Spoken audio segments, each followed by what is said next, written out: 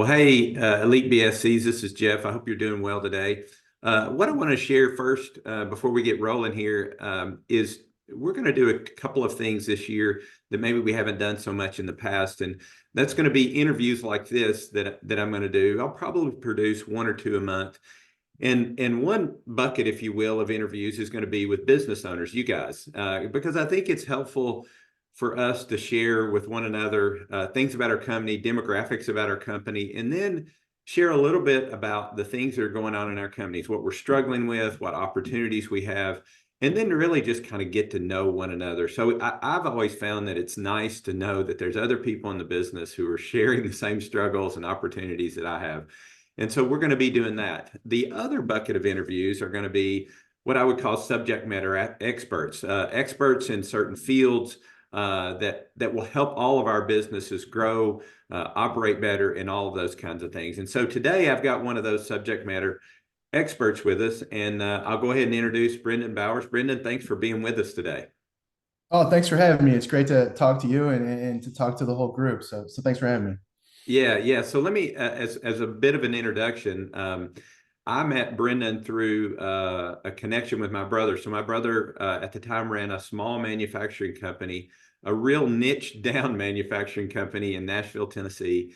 And he read some books and knew that there was something to this digital marketing that he needed to learn about. And so he did some research, and then he found Brendan. Brendan was working for an agency then, and my brother's company hired the agency that Brendan worked for and specifically worked with Brendan. And my brother would tell you today that their company's growth is attributed to the work that Brendan did for their company. And so we hired Brendan to come over and help us get started with this, kind of dip our toes into digital marketing, and he led us through that. And so it's been very helpful to us, and I think you'll find this information really helpful.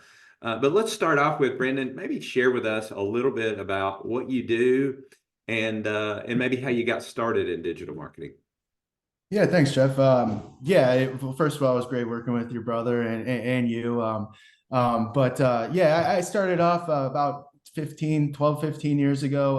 I got into digital marketing as a writer, as a copywriter. I actually had written for like the local newspaper, before that, and then, started writing B2B, B2C content and learned SEO along those lines, learned it from a content standpoint, how to optimize content, keyword strategies, and things like that. And then, as I, continued, through my career, worked for, a few different agencies. When I was working with you guys, I was on part of a demand generation team that, kind of also, got me more involved with paid search, with paid social, in addition to SEO. So, I try to, focus on, a holistic, digital marketing, experience. I'm a consultant now with, Dalton Media, and I work with, different brands, different companies, and in kind of different capacities. And some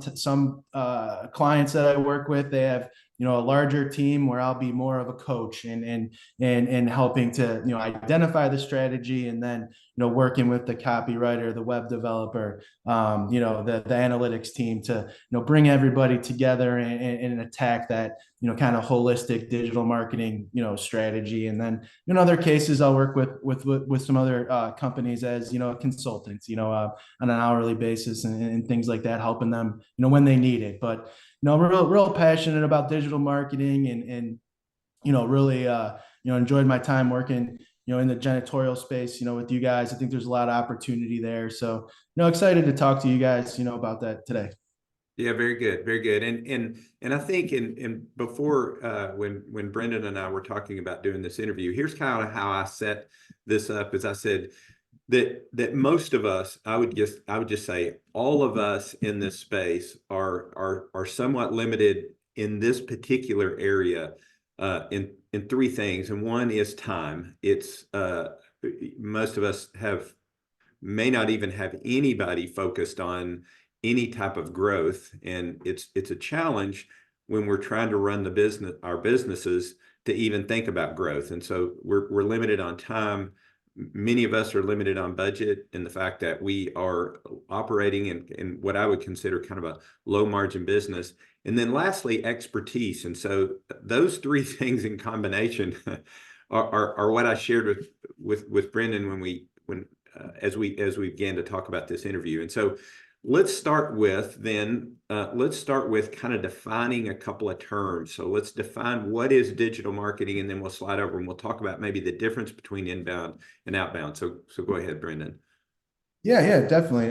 So, I think the first thing to, consider when, everyone is strapped for time. So I think the first thing that you really need to do is identify a strategy. What are you trying to do? How are you trying to do it? And when you talk about digital marketing, there's, a lot of areas where you could say, oh, that is digital marketing. But when I look at it, when, the people that I work with, when we look at it, you're kind of looking at, a few different things. You're looking at, inbound, which we'll talk a little bit more about, during the conversation. That's, lead generation, nurturing leads through email, those types of things, as well as outbound, which a lot of people in the space are, familiar with, of course, prospecting, cold calling, things like that. So I think, what the first thing you want to do is, create a digital marketing strategy that, number one, supports what you're doing now. You're doing outbound prospecting, you're doing cold calling,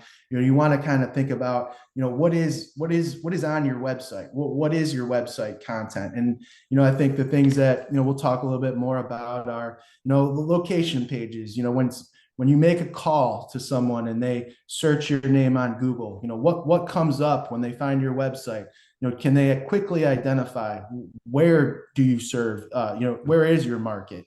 What services specifically do you offer? Those types of things are integral to, lead generation and inbound, and talk more about that. But then, that also sets you up for an opportunity to do SEO, which, simply is, organic traffic, optimizing your site with helpful content that people can find. So that's one way. And you kind of just, when you look at, building your website content up, to support those outbound calls, you're really moving down the path of SEO at that point by creating, content that ranks and drives traffic. And then, some other strategies, that you want to explore that would be part of a janitorial services company's digital marketing campaign would be, local SEO or local map optimizations, which we'll talk a little bit about that. That's, using what was used to be called Google My Business. Now it's called Google Profile, ways to optimize that to show up in map, type rankings for people searching locally for your services, commercial cleaning, near me, things like that. And then, the final step would be, paid advertising. So, when I put together a digital marketing campaign, it could include, pieces of this, or, you're kind of building towards, a full-fledged program where, you're optimizing your content on your website for people that know who you are. You're helping it rank organically for people who don't. And then you're, advertising on Google, on Facebook, to create awareness, and it all kind of works together in that inbound plus outbound strategy. And so if I could summarize, see it all of these strategies that you're talking about here that are on this slide and you just talked about, it seems to me that all of those strategies are helping companies find you. That's correct. Yeah. I think they are. I think they're doing, two things. I think if, you already know who your prospects are and they're coming to your website, you're showing who you are when you get there, with trust symbols, with leadership content, things like that. But then outside of that, like you said, Jeff, this SEO, the local map optimizations, the paid search, that is helping people find you. That is, creating awareness. That is, meeting your prospects where they are, searching commercial cleaning in Nashville. You have, you want to rank for that. You want to have a website page that talks to that, things like that. So yes, it is, largely, finding people that are not familiar with your brand, or, what we say in SEO is it's ranking for non-branded keywords. It's like, so Okay. someone's going to enter your company name, they already know who you are. Someone's going to enter commercial cleaning services, they're open to the best cleaning company they can find, and they might not know you. So that it is exactly that, like you said. Yeah. Yeah, and we'll talk in a minute about keywords and how important those are. So let's talk for a minute about, just clarify the difference between, and we've done a little bit of that. On your next slide, you're talking about the difference in inbound and outbound, and really kind of how those play together. Yeah, we kind of, just kind of like, bring home the point. Outbound prospecting, cold calling. You're actively, attacking, trying to get sales. Inbound, what you're doing there is you're trying to attract those folks, like you said, that aren't familiar with your company. You're attracting them with useful content, with advertising, things along those lines, and then what you're doing then, once you generate a lead, is you're engaging them in an email drip campaign. Once a month, you send them a helpful checklist or a helpful tool, or something along those lines, and then eventually, once that customer converts, you're over delivering and delighting them. But I think one way that inbound supports outbound, in addition to identifying new prospects and bringing them into your website and your email funnel, is it also could provide an opportunity for and maybe a simpler conversion. Than you're on the phone, you're trying to sell your services, they're interested, they're not ready to buy today, but they might next month. Hey, can I add you to my email campaign? And then what you're doing is repurposing that content on your website in that drip campaign to bring them in an inbound strategy. Yeah, and one of the things, as most of the BSCs know, we in France Building Services has really relied on a lot of outbound marketing, and that's what we talk about a lot in our workshops and the content that we write. But I would tell you that one of the things that I know that we're deficient in is we have a couple of contacts in all of our prospective customers that we're reaching out to, but we really never know who inside that company might Google search cleaning services, Bowling Green, Kentucky. It may not even be anybody that we've ever contacted.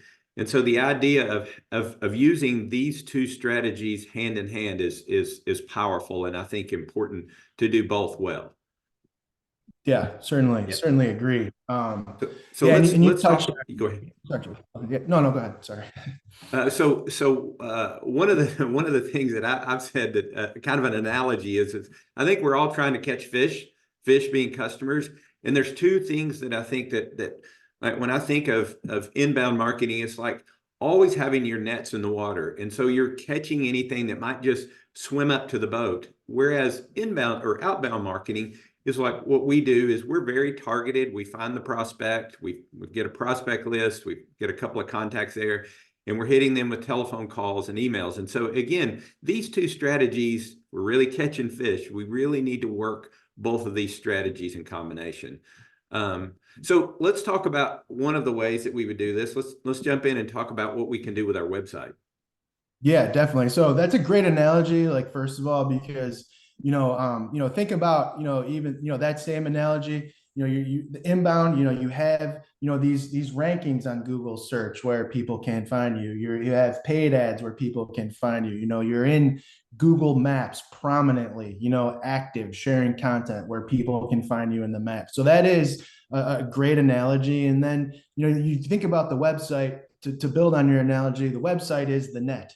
Like if you're doing, this outbound calling with no net, like then you're really not, maximizing your opportunities. So, when we talk about a website, and we kind of touched on some of this on the intro slide, but just wanted to, go a little deeper. I think, you want content that supports both, like I said, and and you want to be clear, everyone, on this call is in the janitorial service industry, the commercial cleaning industry. But, like sometimes you might be getting, people are searching for, church cleaning or, college cleaning or office cleaning. And they might not enter that head term, we call it an SEO, or that primary term. They might be a little more modified, so like with their search, so they're actively searching for commercial cleaning, but they're entering warehouse cleaning, so you want to be on your website, have service pages, so, we did this, Jeff, and we worked together so that, people could, find these individual pages. They could rank in search results. If you're running paid ads, you can run paid ads to these pages related to, these modified terms. So that, kind of, creates, more opportunity for you. So service pages are important. You want to make those easy to find and have them. And then you also, you want to have trust symbols like you guys do on your website with the customer. You want to, at a glance on the homepage, like, who does this company work with? Am I familiar with some of these brands? Like, so you want to have some of those trust symbols there so that, when whoever got your message, comes, looks at the site, or whoever found you organically, okay, I'm interested. I want to learn more. You also want to, like you touched on, have location pages. What areas do you serve? Maybe you have different cleaning services in each area. Maybe you do, church cleaning in Bowling Green, and you do medical cleaning in Owensboro. You could, there's SEO and paid search strategies to rank for those queries, even more, modified. So you're going like commercial cleaning, what type of cleaning, location modified, services too, so that's something you want to do. And then, something that you do a great job at, Jeff, is resource articles, like giving back, to the industry with, like helpful blog, like sometimes I work with clients and they'll, or other people in the industry, and they'll say, oh, we got to do 10 blogs, and I always say like about what, like what Right. are you, really, share one resource article that like someone could really use.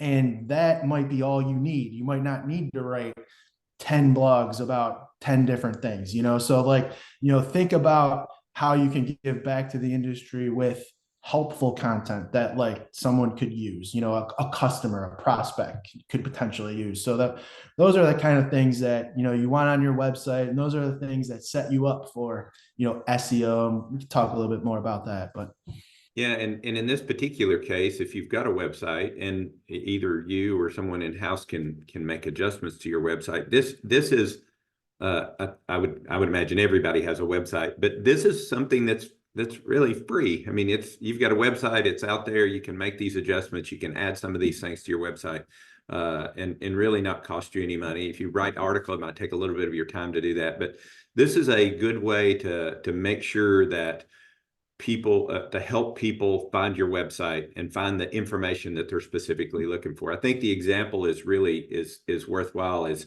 I tend to think that people Google search commercial cleaning or commercial janitorial services, where there might be a medical practice administrator that types in medical cleaning in my area, and so let's kind of segue now, because I mentioned in my area. Let's talk about Google profiles for a bit. Absolutely. Yeah. So, so Google My Business is what this was called for years. Over the last couple, 2-3 years, they changed the name to Google Profiles. So if anyone's familiar with Google My Business, this is the same thing now, but it is called Google Business Profile. So like you said, Jeff, like everyone can create a service page. If everyone could create location page, everyone could also create a Google Business Profile page. So what that is it is the information that feeds the maps that you'll see. So everybody searches pizza near me, restaurant near me. You'll get a map result with like a number of listings below that. So Google Business Profile feeds that. So whatever you put into it is the results that you'll get. if you don't manage your Google business profile, Google could crawl a couple things and try to figure it out for you, but it might not be accurate, and it certainly won't be all of the information you're able to provide. So, for Google business profiles, the things that you'll want to have on there, and I know this, Jeff, but it's hours of operation. First of all, it's each location. So you build your Nashville, Tennessee location page on your website that links to your Google business profile page, and then on that profile page you have hours of operation, phone number, name of the business. In digital marketing, they call it NAP, name, address, phone number. So you have those things and hours of operation. And then, over the last few years, you can also share, the blog content that you create on your website in Google business profiles, similar like you do on social media. You can also, have advertise. You can have ads on there, 10% off if you call this number, things like that, so you can be active. And really, when you're talking about SEO, search engine optimization, and organic traffic, non-paid, what Google wants at the end of the day is they want you to be active. They want you to be in Google profiles using it.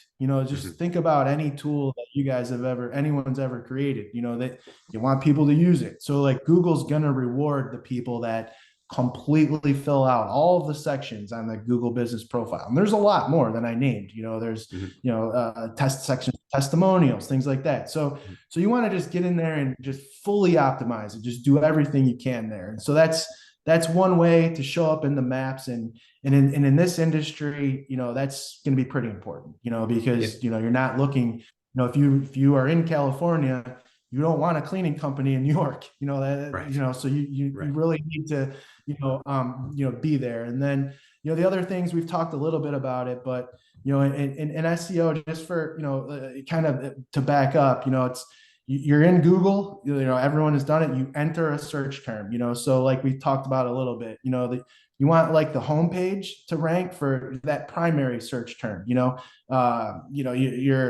name of your company, commercial cleaning services, commercial cleaning leaders, janitorial, so that's your homepage. That kind of covers that. You could, write resource articles to support that, like janitorial services that, do X, and that'll kind of get you ranking for janitorial services. The map will help you rank in that area. And then, you want like supporting keywords like we talked about, like, and beyond having, the pages, you'll go to your service page. You're going to want to put, your keywords up front, and we could maybe kind of get into the minutia of SEO, but like, there's ways to, enter content on, maybe the back end, your meta title, your meta description that's not necessarily on the page, but Google recognizes and sees. So there's ways to, optimize. There's schema markup you can put on these pages and things like that. But you generally, if you do a kind of a combination of these four things here, editorial resources, trying to get your website, your homepage to rank for your head term, your service pages or solution pages or location pages to rank for your supporting terms, and then the map will help you geographically. Yeah, and one of the things that when we were working with you, one of the things that you suggested that we haven't followed through with as well as we should have is on these profiles is if let's say that you just did a floor refinish, snapping pictures, putting pictures in there, creating that, because I guess at the end of the day, what Google is trying to do for searchers is it's looking and saying, you're searching for this. I'm going to try to find the best fit for what you're trying to find. And so if your Google profile has plenty of content and pictures and maybe a couple of reviews, it's going to say, hey, if you're that medical practice manager and you're in Bowling Green, Kentucky, Google is saying, I'm going to put in the map the best company, one of the best companies, because it seems like they're active and they're doing business and they're staying active in the janitorial business. So again, kind of filling up that profile helps you rank in that map pack. Absolutely. That's a great point. I appreciate you bringing that up. Yeah.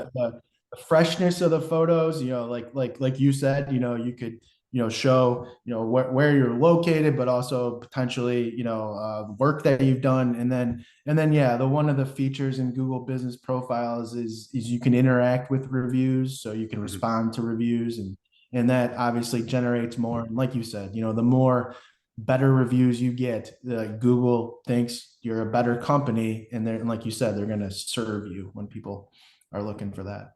And again, the profiles, Google Business Profiles is free. I mean, you have Yes. information, you put it on there, and it's free. So let's segue. So we've talked about a couple of things that don't cost us any money. Let's talk for just a few minutes about paid search advertising. Let's talk about that real quick. Yeah, absolutely. And like you said, the things that we've talked about so far, website, Google Business Profile, SEO strategies, if you have someone on your team, or you bring in someone knowledgeable of that, those things could be done for free. But then, like you said, paid search advertising, it's just what it is, paying for ads, and just like you pay for ads on the radio or on the television. These ads are on Google search engine. These ads are on Facebook. These ads are on Instagram. These so basically, for paid search, it's the same idea as SEO. For SEO, you want the page to rank organically, and then when people are searching church cleaning near me, your page potentially organically shows up. But if there's a lot of competition, or if you're just starting, like an SEO program, sometimes takes 90 days or so to start, generating results. So if you want to go now, or if you just want to complement, those efforts, and maximize your opportunity, paid search advertising is just that. It connects with users who are actively searching for your services. And this is an example of like what it looks like. There's so if we're just talking about Google, and I'll talk about social media in a moment, but if you're just talking about Google, there's a few different types of ads. There's sponsored search engine results, banner ads, display ads. What display and banner ads are is Google has like a network of placements on different websites all over the internet. So like if you wanted to, advertise on a certain type of content, or a certain type of magazine, a website, you could get placements there. So that's display ads. Probably the most common are like text and link-based ads like this one. I'm in Ohio, so I Googled janitorial services. Not familiar with this company per se, but they came up. You could see it says sponsored up at the top, and then they paid for these links. So like they actually, they're advertising office cleaning, they're advertising industrial cleaning, they're advertising retail. So they're taking up a lot of the search results. The sponsored ads are up at the top. The organic ads are down below. So that's kind of what it looks like. One strategy too, like if you're really going for it, you're really aggressive.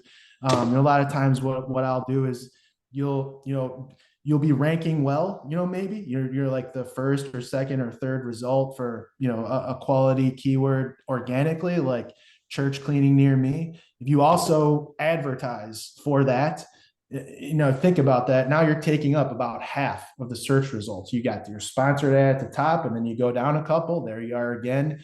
And like that's kind of like a way that paid complements, Mm. SEO, in addition to, if you're not ranking at all, you want some coverage. And so it's kind of, you can get, kind of go two ways with that. But Yeah, and definitely sometimes, yeah, sometimes I think, and I think this is probably correctly and incorrectly. There are some searchers who will search like you did and just scroll right past the sponsored ads because they think those people are paying to be there. I want the next group down. And there are some people I think that do that. And so to your point, it's good to have both the organic piece, and it might be good to pay that sponsored fee piece, but I have to recognize I'm not everybody, and there's some people who would click on that first link that shows up like that. And so I think to the point is working both of these might be a good strategy, both sponsored and organic search in combination.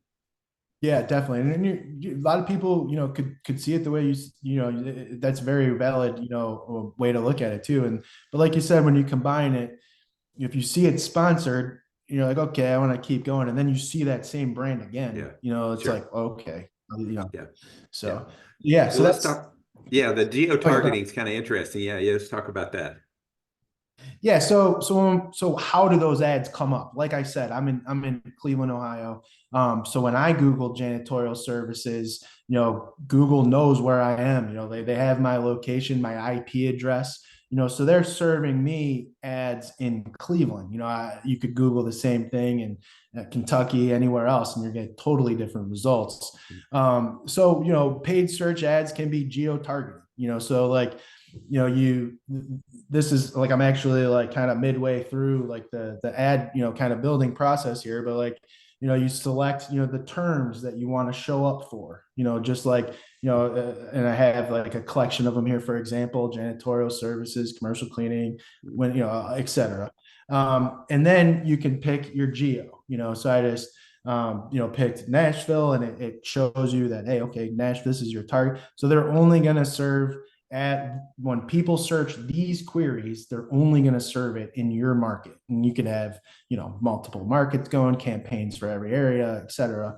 But yeah, so this is kind of, how it would, be set up. And then, in terms of the budget for something like that, okay, so you've picked your keywords, they're your services, you picked your target area, you could then bid anything you want, like and you pay Google directly for this. You wouldn't pay an agency or anyone. This is, you'd have a credit card paying Google for their ads. And just as an example, if you were trying to say like, all right, I'll invest $1,000 a month in paid ads, you wouldn't need someone to manage it for you, so there's small fee there. But at $35 a day, you're about $1,000 a month, and Google projects on my example there with those keywords in Nashville, like that, you would get 250 to 700 clicks, a big range, but like, a good, conversion rate is about, 1 in 4 clicks for the janitorial services industry. So like, say you're on the low end, you get 250 clicks, 1 in 4 is some level of a lead. Maybe it's not sales qualified or more, but they're calling you, they're coming to your website, they're doing something, and like so that's kind of where you are. And on the higher end, that could be pretty good, and like Mhm. really the way that you would then eventually set this up is you would say, all right, listen, my business will pay X amount for a lead. That's what we'll pay, so like you would do something like this for a couple months, 2, 3 months. You do a test spend of like, maybe $3,000 over Mhm. 3 months. And you Mhm. start to see, all right, you know what? I'm getting these leads for $10 less than I would pay for them. Let's Sure, keep going, sure. or I'm not, let's pull back, so you could, and you could, stop anytime, you could stop mid-month or whatever. So, Yeah, let me ask but this yeah, so that's, too. Let me ask this too. I if I'm in a, let's talk about two different markets. Let's say I'm in Nashville, Tennessee, or let's say I'm in a bigger market that, let's say there's 1 million people that live in a metro area that I'm serving. And in that metro area, there could be as many as 200 janitorial companies.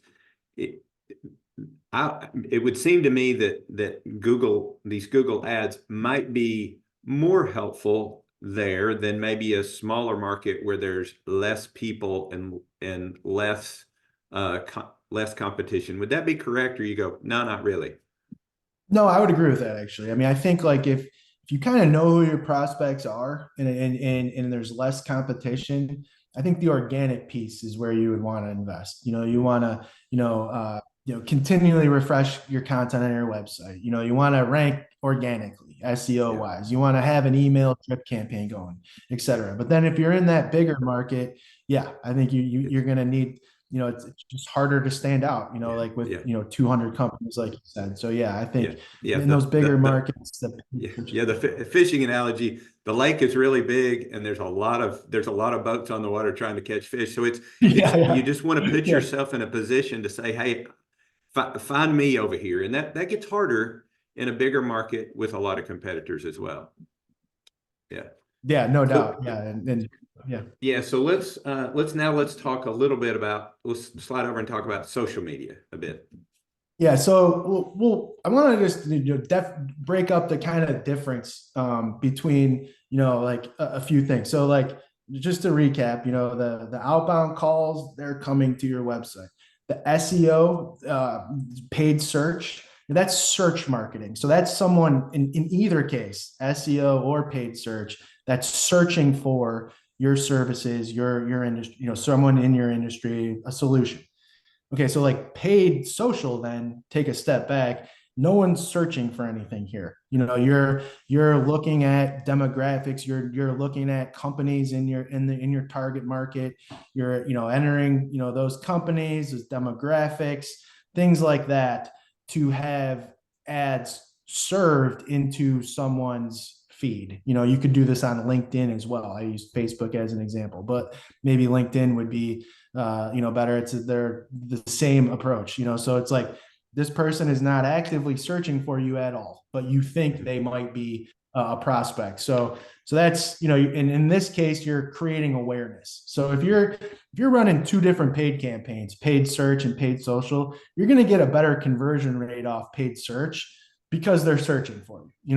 But paid social is more like, hey, let's get them in, let's make awareness, let's get them into our funnel. Maybe you can drive some conversions, maybe you can drive some leads, but it's more top of funnel. So, and kind of like I said, these placements, if you just invested in Facebook or Meta, if you just invested there, the placements would be Facebook, Instagram. They're the same platform, and you could be in the stories and the reels, what have you. So a lot of opportunities these there as well. But the paid social kind of being more awareness of play.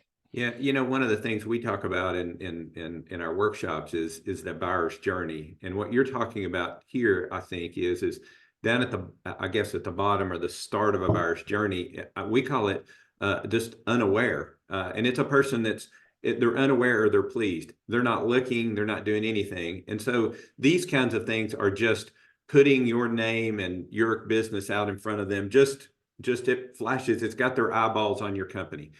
The things like what you're talking about when people are searching is where they've rolled up into, they're aware of a problem all the way up until they begin to engage vendors. And so this kind of strikes at that, hey, I don't really have a problem. I'm happy with my janitorial situation right now, but this is what this shoots towards.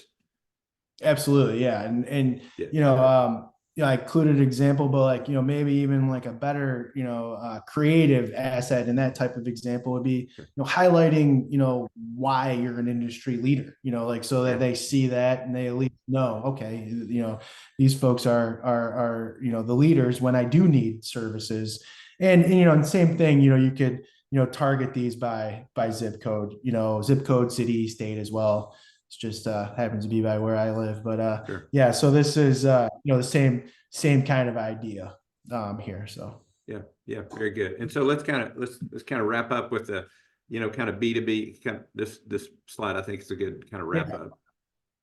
Yeah, so everything we're saying, we're trying to create awareness, trying to bring people to our website, trying to bring them into our buyer's journey, trying to make them aware, what if you could capture an email, have them on a drip campaign. Hopefully they close when they come to your website, or you can close them there. But if not, get them into your nurture campaign, maybe even past customers that maybe haven't called in a while. They could be part of that nurture campaign. So really what you're trying to do is kind of own your sales funnel rather than it being a series of calls. You're trying to capture, bring people in, bring them in fishing wise, get them into your net, so you want like a nurture email campaign, and that doesn't have to be too overwhelming, once a month, once a quarter, whatever, just, kind of touching those folks again. Simple ways you can do it is, repurposing editorial content. We talked about, writing resource articles and checklists. That could be your email, so that kind of stuff should, what I really try to do is create one asset that's used multiple ways, so like that's something, if you're saying, well, what would be in my email, your blog articles, your resource checklists, et cetera, and even service page content, to an extent could be in there. If you get a lead and they're an office lead, send them office cleaning content, like, or so you can get a little more personalized on that. And then, just like I had mentioned earlier, like maybe, the email nurture for B2B is a new conversion point for outbound. Hey, I'm not interested now, but yeah, you can add me to your email list, so, and you just kind of talked about this too, just like the awareness, interest, conversion. So you're just always selling at different points of the journey. Yeah, yeah, yeah. And so one of the things too that, and then we'll kind of wrap up with a couple of questions. So we've heard a lot of stuff, and I can tell you, as anybody, if anybody that's watching this is going, wow, that's a lot of stuff. And so, um, uh, um, I, again, we go back to time, expertise, and dollars. I think we can do a lot of these things. I think all of us can spend a little bit of money and maybe very little money and still have an effective campaign. It's if you go, we went fishing with a guide one time, and he goes, "Hey, come on, fellas, we're not going to catch any fish if we don't put anything in the water."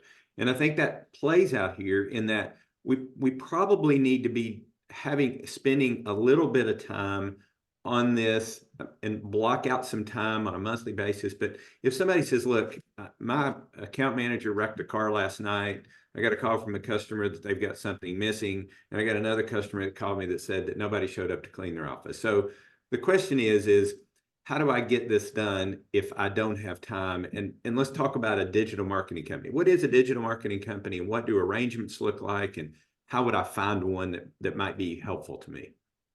Yeah, I think great questions too, and not to keep stealing your fishing analogy, but like you don't need to have 100 rods in the water, Right. but I think like you said, just getting a foundation that you can build on, and I Yeah. think that you know that would be one area, and there are a number of different ways you could approach digital marketing support or companies. I mean, there are big companies, big digital marketing agencies that can maybe offer a web development and videos and different things like that, or kind of more for what we're talking about. You could find like an individual consultant that could do this everything that I'm saying. I know it kind of sounds overwhelming, but a lot of it works together. The same Yeah. keywords you're targeting on SEO are the ones you're targeting on paid Mhm. search,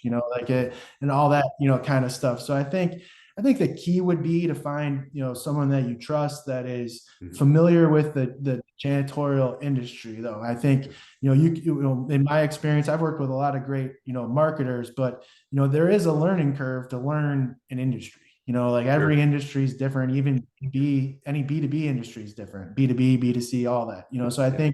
think you'd want someone that has some familiarity, with the industry, and then, that you can trust, and that you're seeing value from them. I think that isn't also important. Like once you do bring that person in, some of these things are going to take about 90 days to ramp up, but you should be I've seen other SEO agencies where we SEO optimize the page. Well, what did you do exactly? What I Yeah, mean? Like sure, I think sure. Yeah. you're gonna want to know those things too. So Very good. Very good. If you would just go to your next slide, I want to, this is Brendan's information is here. And I would tell you, I'm not selling Brendan's services, but I would tell you that when we were working with Brendan, the thing that I liked best was when we started the engagement, he laid out all of these things for us and said, hey, we're gonna do this first and this second and this third, and here's how we're going to do it. And so I would just say my suggestion, echoing what Brendan said, is finding somebody who understands the business and asking them the questions. What are the specific things, and in what order are we going to do those things, and how much of my time am I going to have to contribute? Because you can't, there invariably you've got to make some pictures, and you've got to provide a little bit of content and some information. So working alongside, it's really, to me, it's like having a partner who understands your business, that's helping and kind of gently pushing you along in this, and doing some things for you that it might take us 2.5 days to figure out, that they know how to do it in 30 minutes. That's what I would say. So it saves time. It might cost a little bit of money, but it certainly saves time. And if this is done effectively, and you land a customer that pays you, $2,000, $4,000 a month, gosh, it's really kind of pennies, or it pays for itself maybe with 1 or 2 customers. So I think there's a real value in starting down this path. But anyway, Brendan, thanks again for just a bunch of great information. It's great to have you here. It's good to see you. And if anybody needs anything, you can contact Brendan there, or as always, just reach out to me. We're always ready to help in any way we can. And I hope you have a great day. Thanks again. Thanks, Jeff.